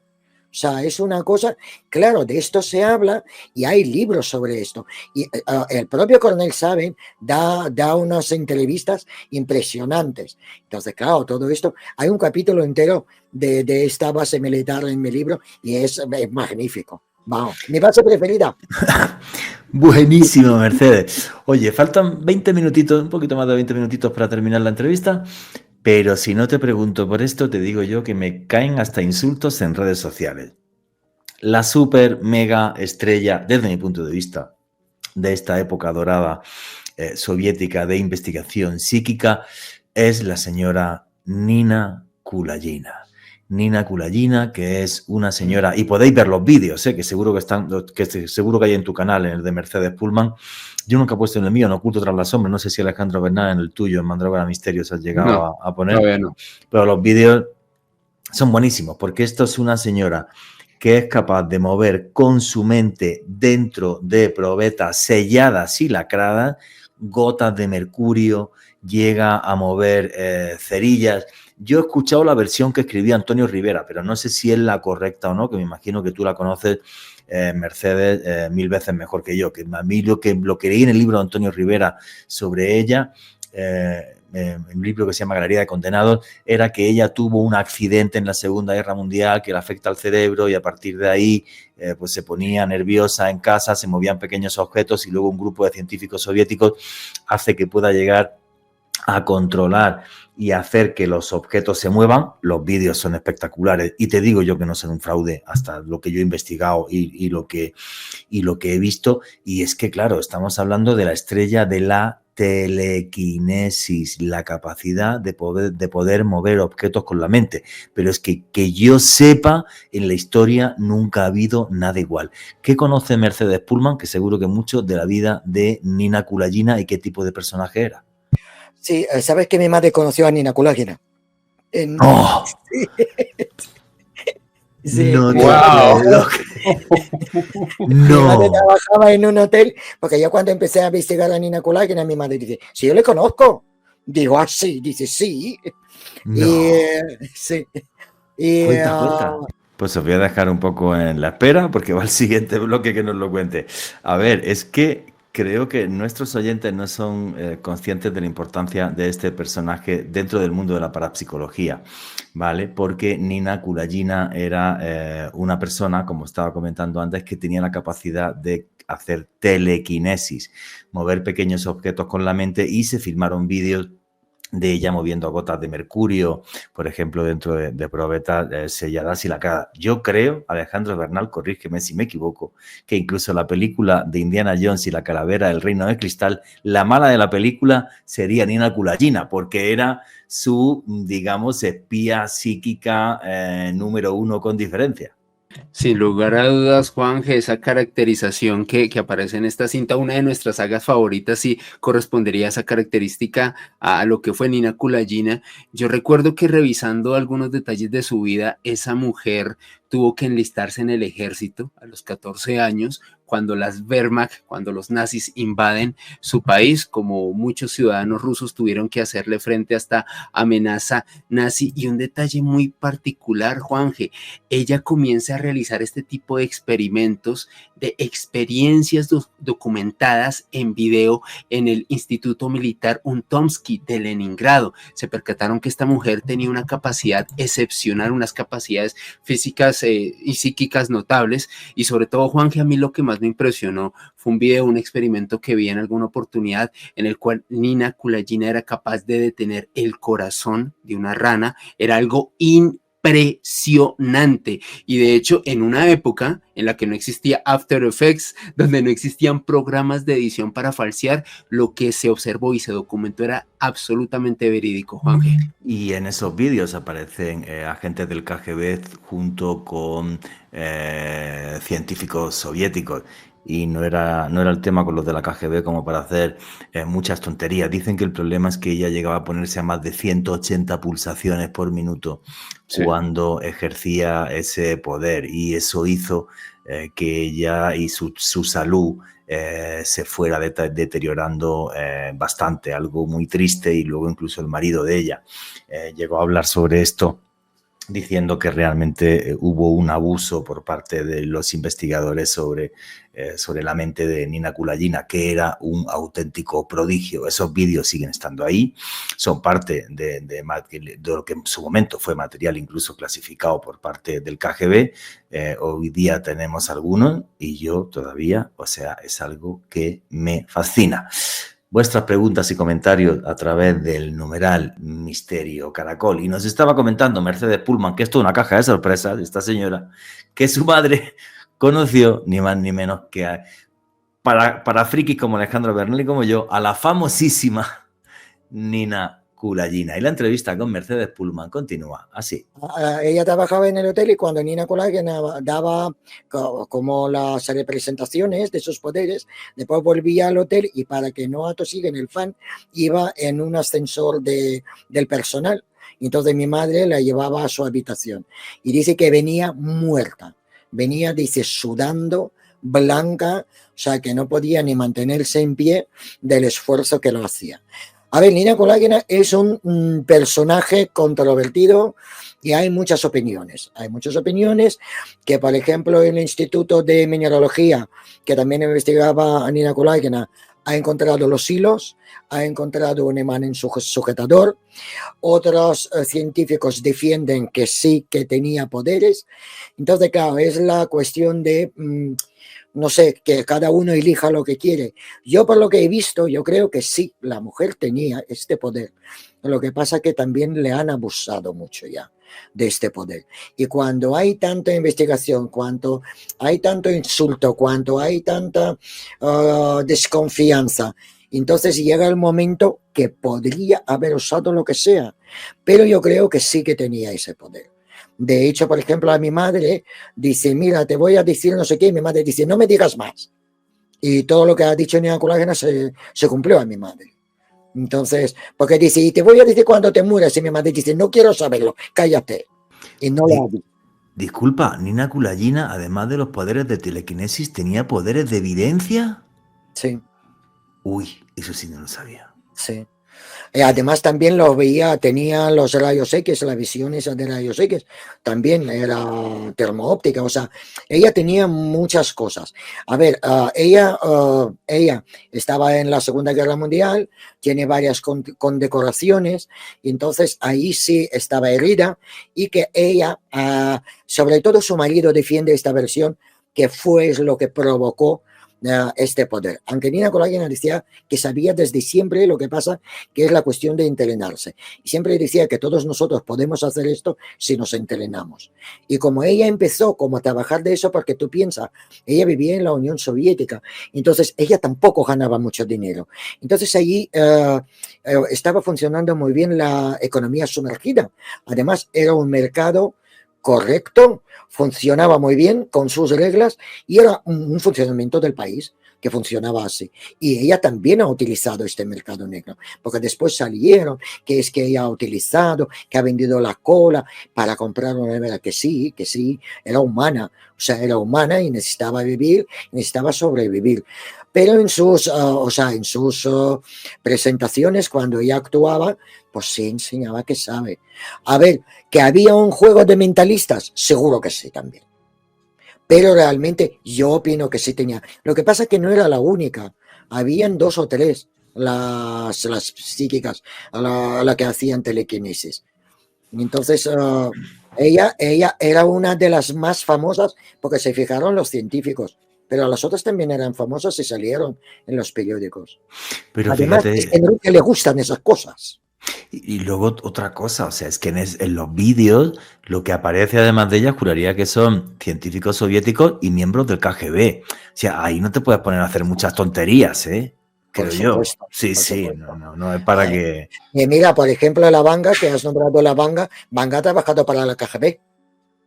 O sea, ¿Babaganga trabajó para el sí, KGB? tenía sueldo de KGB. Claro, claro. Wow, eso sí no lo sabía. Siempre lo había escuchado como un rumor. Que sí, No, que alguien... no. Estaba a sueldo, está más que confirmado. Entonces, claro, ella no atinaba todo, no acertaba todo, pero claro, tenía mucha información importante para la KGB de toda la gente que venía. Sí, dicen que acertaba como un Eh, 70% de las cosas que le preguntaban, que es una barbaridad que acierte un claro, 70%. O sea, una claro. barbaridad. Y en Efectivamente. Rusia también había Messing, Wolfgang Messing, que era el brujo de Stalin, que él predijo la muerte de Hitler y todo. Hitler tenía puesto precio a su cabeza y Hitler murió cuando ha dicho Wolfgang Messing. O No sea, y conocí. Messing también, Messing también ha enseñado, tenía sus alumnas. O sea, es que esta trayectoria, es que en Rusia le gusta todo mucho esto. Y todos quieren. Mira, ahora mismo hay un programa, la Liga de los Mediums. Yo estoy enganchadísima a este programa. Yo entiendo que es el show, pero las cosas que pasan ahí no son normales. No son normales. Es un Entonces, programa en la televisión rusa. sí. Y votan millones de personas. Y yo voto. Y yo espero el sábado y a ver, porque claro, hay endemoniacos, hay brujos, hay chamanes y hacen cosas porque le llaman a un lugar y ellos tienen que adivinar lo que ha pasado aquí, qué pasa, y adivinan todo. Entonces, claro, y esto es, y yo, vamos, yo soy muy fan. De hecho, he salido en Cuarto Milenio con ese programa. No Porque he sabía. contado ahí que él dice, ¡oh, cómo mola! Vamos a sacarlo. Entonces, claro. Y ahora es en televisión central, tienen su app de votación de la gente y el último que he visto, votaban 500.000 de personas por una persona. O sea, fíjate Buenísimo. cómo está. No lo conocía, no conocía eso Claro. para absolutamente nada. Oye, otra cosa que te tengo que preguntar sí o sí es por la carrera espacial de la Unión Soviética. En la carrera espacial de la Unión Soviética llegaron a entrar también este tipo de personajes y de psíquicos de la mano del KGB o fue solo ciencia pura y dura. ¿Qué es lo que sucede en la carrera espacial? Bueno, allí había de todo, pero realmente allí se centró más en la ciencia. Ahora, cosa importante, los rusos no llegaron primeros a la Luna. No. O sea, no, es una conspiración, pero no llegaron. Y los hermanos italianos que han oído las voces de un Soyuz 5 y 6 que estaban probando una cinta de magnetófono a ver cómo se oye en el espacio. Entonces, no. No llegaron por simple razón, porque no llegaron al acuerdo varias agencias de construcción, ¿vale? Pero sí que han investigado muchísimo y han llegado a mucho. ¿Sabes que han muerto 56 perros? Bueno, casi todos han muerto antes de que fue Yuri Gagarin. Antes O sea, de Yuri Gagarin, no solamente Laika, sino murieron no, 50 que murió Estrelka, 56 perros volaron y quedaron vivos 4. Wow. Otros llegaban quemados, otros llegaban... de hecho, sí, hay un capítulo allí que la gente dice es el más duro. Entonces, Bueno, claro, yo lo que llegué a escuchar es que realmente la Unión Soviética no llega a la Luna antes que los norteamericanos porque fallece el señor el ingeniero Karalov, que... ¿Cómo se llamaba, perdona? Sergei Karalov, el Karalov, padre de la cosmonáutica rusa. efectivamente. El tipo era creo que inteligentísimo, una cosa fuera, bueno, pues como llevaban los gringos, si no es por Ernest von Braun, no llegan a la luna en la vida, todavía están tirando cohetes que se les caían, ¿vale? Sí, por eso yo en mi libro Conspiración tengo un capítulo que digo, y cuando los nazis nos llevaron a la luna, porque si no hubiera sido por la tecnología nazi, no hubieran llegado los norteamericanos a la luna en la vida, porque hasta Hubertus Strudel, el que hizo todo el diseño del traje espacial y tal, era nazi, todos, o sea. Y efectivamente, fallece este señor que mencionaba Mercedes Pullman y ahí la carrera soviética se para en seco, porque el tipo era un genio. El tipo era una mente tan brillante que no se podía sustituir por ninguna otra. Y los científicos rusos tardaron mucho tiempo en... A ver, de parar, no paró, no paró. Ahí, ¿sabes lo que pasa? En Estados Unidos se asigna del presupuesto una asignación para, yo qué sé, para estudios del cosmos. En Rusia no había asignación. En Rusia los científicos iban a su instituto o trabajaban 8 horas y se iban a casa. Tenían unos proyectos especiales secretos que viajaban a Kazajstán, a Uzbekistán, al Baikonur y ahí trabajaban ya más detenidamente, sí. Pero, por ejemplo, había 3 voluntarios que han dicho a sus familias que se van a vivir al Polo Norte por el trabajo 1 año, donde se metieron, y ellos se metieron en una lata de hojalata, que es como una cápsula que va al espacio, para simular un viaje a Marte de 365 días, sin salir. Y entonces, claro, Károlov le eligió encima psicológicamente inadaptables, todos para que discutan ahí. Y tenían que estar 365 días. Ahí pasó de todo, empezaron a ver fantasmas, han discutido. A uno salió un quiste, que menos mal que era el médico y que tenía que quitar con un espejo pequeñito. Y llevaban la vida, o sea, agua era medible, o sea, tenían que reutilizar su pis y se comunicaban con el mundo a través de la radio. Era espantoso este experimento. Y la única cosa que salió buena, que una locutora una vez vio a uno de los tripulantes de esa lata de hojalata, se conocieron, cuando salieron se casaron y tienen 2 hijos. Dios santo. Sí. Oye, lo de la vida espartana rusa y soviética veo que es de verdad. O sea, cuando hacía falta hacer cosas así, o sea, Dios santo, todo por la patria. Bueno, como los famosos liquidadores de cuando pasó el problema de Chernóbil, ¿no? Claro, claro. Que fueron, ¿qué? Más de 100.000, juraría, liquidadores. Sí, sí. O sea, más de 100.000 personas, patriotas soviéticos que fueron a tapar el reactor nuclear y lo taparon. Pala a pala, lo taparon, ¿eh? O sea, y sabían que iban a la muerte, sabían. Sí. Entonces, yo siempre digo que en la Unión Soviética el patriotismo llevamos en la sangre. Yo creo que entra con la leche materna. Y allí, por mi patria, yo puedo decir sobre mi patria lo que me da la gana, pero que a nadie se ocurre decir nada malo, porque voy a por él. Y esto pasa con todos. Y ahora, por ejemplo, en el conflicto de Rusia y Ucrania, ¿qué pasa? Que seguimos con el mismo patriotismo. Entonces nos vamos a matar. Nos vamos a matar porque queremos y defendemos a nuestro país. Entonces es muy difícil. Pero yo también creo, ¿sabes? Tengo unas sospechas que al final nos han manipularon psicológicamente. ¿Qué sentido? Porque se han descubierto los emisores de las ondas ultracortas de las estaciones, de las torres de televisión de Riga, de San Petersburgo, de Moscú, y habían los proyectos que se llamaban Cometa y Cangrejo, que estaban estudiando cómo nos afectan estas ondas. De hecho, por ejemplo, cuando empezaron a estudiar estas ondas, querían saber cómo afectan al feto y reunieron a todos parituentas, las mujeres que parían, y mandaban estas ondas para ver cómo afecta al feto. O sea, allí no se paraban de nada. Ahí, ¿sabes lo que pasa? Que se cruzaba la línea roja muy fácil. Y no sé si vale la pena o no vale la pena. No soy para quien decirlo. Yo espero nunca tener esta situación de decidir cruzar o no. Pero sí está confirmado que, o sea, que estaban manipulando. De hecho, en mi libro tengo un esbozo de cómo una estación movible pone estas ondas y cómo afectaba a todo un barrio estas ondas. Entonces, yo no estoy segura que yo no soy el fruto de este experimento, ¿sabes? Porque este patriotismo, este amor, a veces dices, bueno, no sé, puede ser que no es normal, no lo sé. Ahí queda mi duda, pero bueno, yo sigo queriendo mi Unión Soviética, lo siento. No, perfecto, me parece total y absolutamente loable. A ver, ¿cómo funciona a día de hoy la FSB y el GRU? ¿Siguen siendo como ese KGB de los años 60 y 70? Y luego tú conociste gente que trabajaba en el KGB, que eran del KGB. ¿Cómo fue conocerlo? ¿Cómo era esta gente? Cuéntame todo eso. Lo de antes y lo de ahora. ¿Cómo crees que es lo de ¿Sabes lo ahora? que pasa? Tú piensas que la KGB éramos todos, como en España la Hacienda somos todos, ahí KGB éramos todos. Si te venía el KGB y decía que tú tenías que contar sobre esta persona o otra persona, no podías decir que no. Tenías que trabajar para ellos. O sea, no se admitía un no, no podías ser un no. Y claro, y tú piensas que Rusia es la sexta parte del mundo. Pues esta sexta parte del mundo toda la parte trabajaba para la KGB. Todas las fábricas, todos los institutos de investigación, todos los laboratorios científicos trabajaban para la KGB. Cuando KGB decía, esto hay que hacerlo, esto se hacía. O sea, no había otra. Entonces, ¿qué pasa?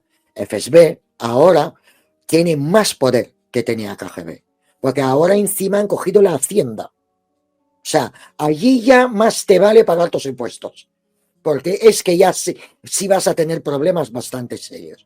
Entonces, ¿qué pasa? Tienen su ejército, tienen sus institutos de investigación, controlan la aduana, controlan el espionaje, controlan todo. O sea, toda Rusia. Entonces no es tan visible, todos saben que está la FSB, todos saben los departamentos que tiene. De hecho, yo cuando pido a mis amigos que me compran las insignias de KGB, tienen que ir al FSB, al museo de la FSB para comprarme ahí las insignias. Y dicen, no puedes pedir matrioscas como todo el mundo, tenemos que ir al FSB, ¿sabes? Entonces, por eso... Bueno, buenísimo, pues tiene tus gustos, te gustan las insignias del KGB. Por cierto, si tienes por ahí alguna, yo te la compro, ¿eh?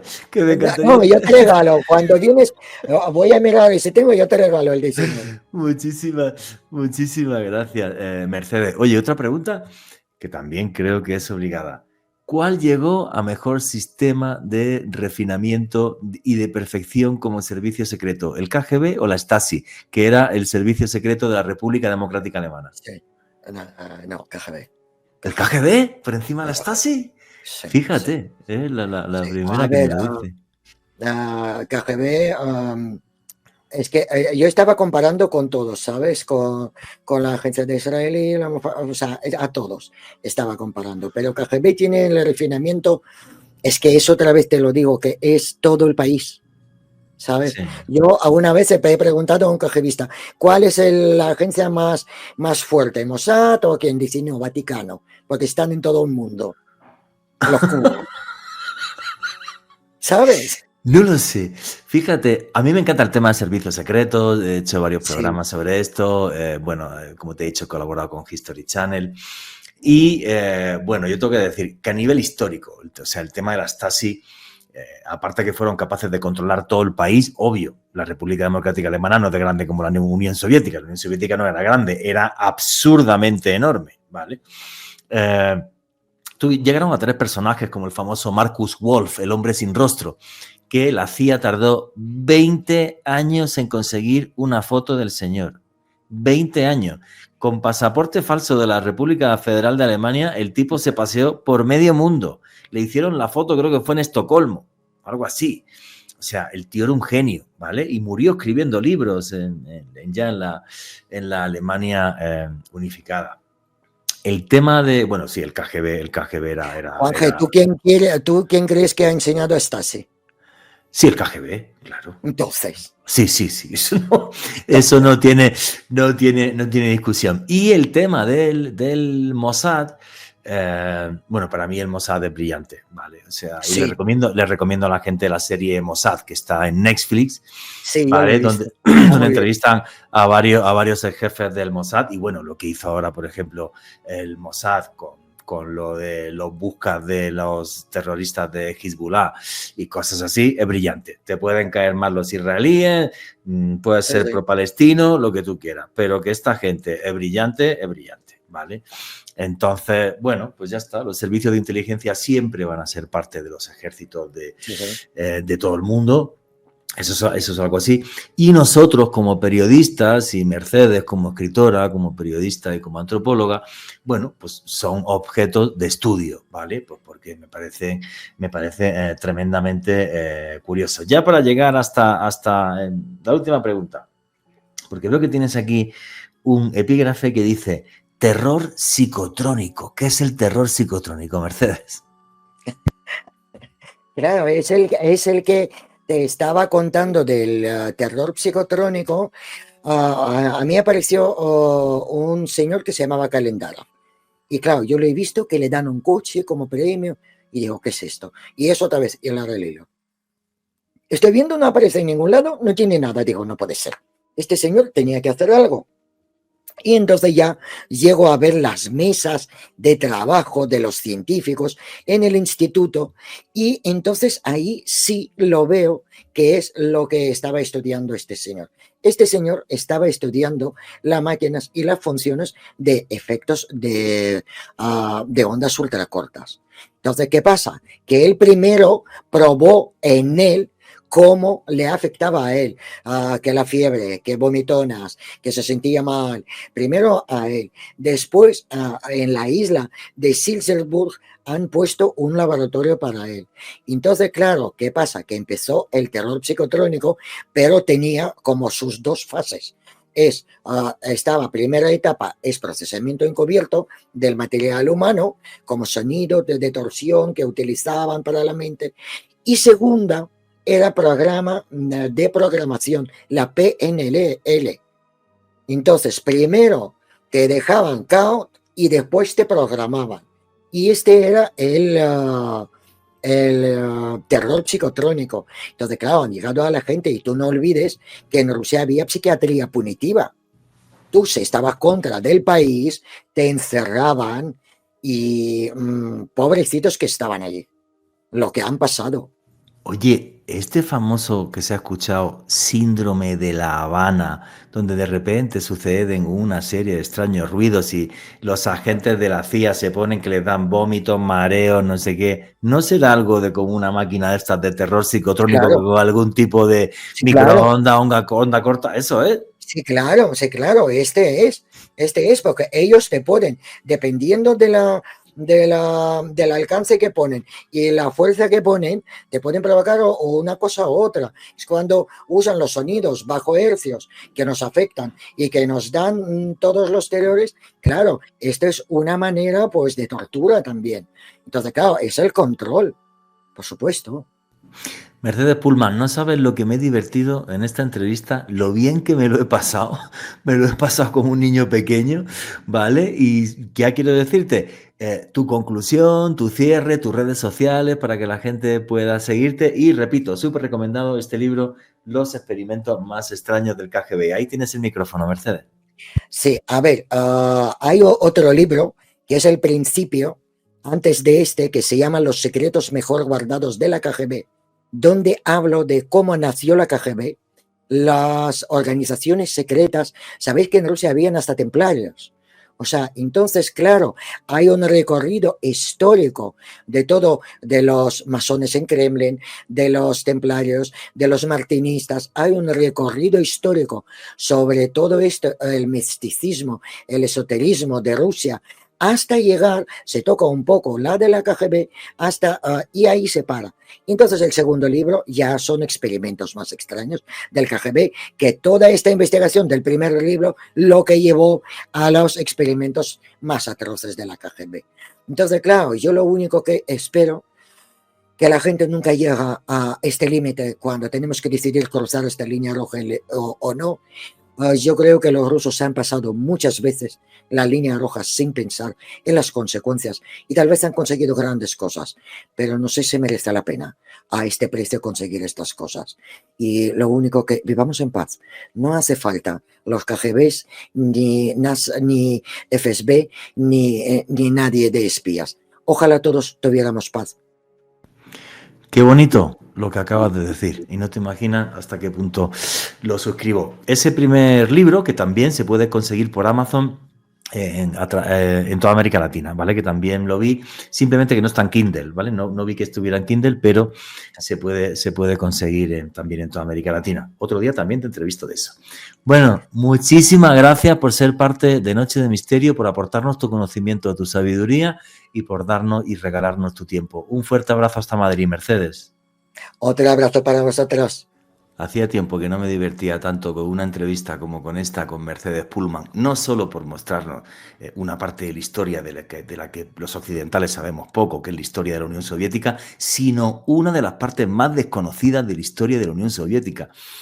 Creo que es un lujo haber tenido aquí a Mercedes Pullman y la gente no se hace una idea de lo que es que haya un libro sobre esto, un libro bien documentado por parte de una señora que además de filóloga es antropóloga, porque es que no había información prácticamente de esta parte de la historia, una parte de la historia que nos puede parecer tremendamente fantástica, pero que fue real. Alejandro Bernal, amigo, compañero, estamos llegando ya al final del programa, así que tu conclusión y tu cierre. Suscribo tus palabras, Juanje. Me parece fascinante escuchar una versión de esta parte de la historia que, como bien sabrás, me apasiona la Guerra Fría y sobre todo contada desde la perspectiva soviética. Impresionante, emocionante por momentos escuchar a Mercedes Pullman contarnos todas estas historias con su acento tan particular, pero sobre todo con mucha emoción, con mucho anhelo y también como con mucha nostalgia por lo que fue esa Unión Soviética que ella tuvo que abandonar y sobre todo en este contexto de misterio, algo que parece haber estado recluido y haber desaparecido en las últimas décadas, pero que nos hemos percatado de acuerdo a las investigaciones de Mercedes y muchos otros periodistas que es algo muy vigente, este tipo de cuerpos especiales que utilizan personas con capacidades psíquicas excepcionales tanto por el ejército ruso en este caso como por otros de los ejércitos más importantes del mundo. Y a mí me pueden seguir en redes sociales en Instagram en @alebernalpress con @S. Totalmente de acuerdo contigo. Yo no creo que esto haya desaparecido. Esto sigue vigente. Y si sigue vigente en un bando, el otro también lo tiene. Es que ya pasó una vez. O sea, esto no es nada nuevo, ¿no? Y sobre todo en cuanto a lo que son los límites de la guerra, creo que todavía no hay nada escrito. O sea, los límites los rompen cada 2 por 3. Me quedo también con la frase y con las palabras que ha dicho al final Mercedes Pullman en la entrevista. Ojalá no hicieran falta ni KGB, ni CIAs, ni absolutamente nada y los pueblos fuéramos capaces de vivir en paz. Es una utopía. Ojalá algún día se consiga. Lo que sí me parece bonito de esta historia del KGB es que ponían el conocimiento, cualquier conocimiento, eran capaces de meterlo en un laboratorio y hacer que ese conocimiento, por muy fantástico que pudiera parecer, se convirtiera en ciencia. Una ciencia de lo inexplicable, pero una ciencia que de poder seguir avanzando, estoy convencido de que hubiera cambiado el mundo. Y nunca olviden que vivimos en un mundo mágico porque está repleto de misterio.